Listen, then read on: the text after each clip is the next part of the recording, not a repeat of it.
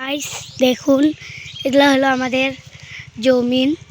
এগুলা আমরা চাষ করা হয়েছে আমাদের।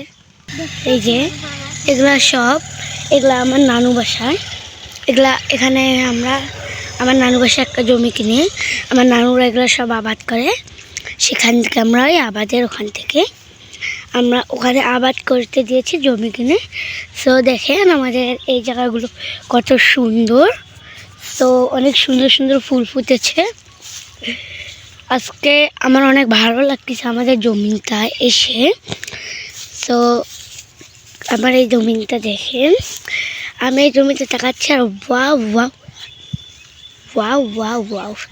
সো গাইস, এটা একটু গ্রাম সাইড। সো এখানে তো এগুলা পালনই হবে। সো আমরা দেখাচ্ছি এখানে যতটুকু আমরা পেলাম ততটুকু আপনাদেরকে আমি দেখাতে পেলাম।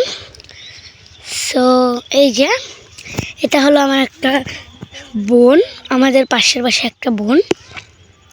আর এই যে দেখুন, এই ফুলটা তুলতো। ওয়াও, এই দেখেন আমার বোনটা ওই একটা ফুল নেওয়ার জন্য খুব বায়না করতেছে। এগুলো আমি ওকে এখন দিতে পারতো, সুন্দর সুন্দর জিনিস। সো আমরা এগুলা অনেক সুন্দর।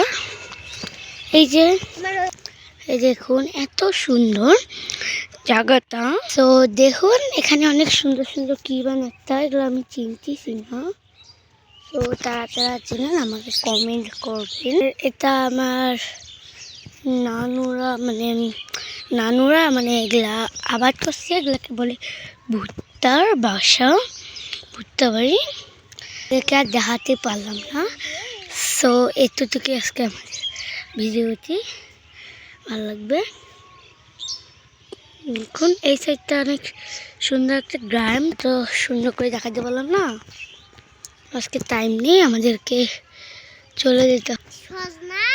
ও এটা দেখেন, আমি ভুলে বলেছি, মানে এখানে তো একটু একদম তেঁতুলের মতো হয়েছে, কিন্তু এটা সহজ না। দেখেন আর এদিকে এগুলো একদম কত ইয়েটা একটু নষ্ট হয়ে গিয়েছে।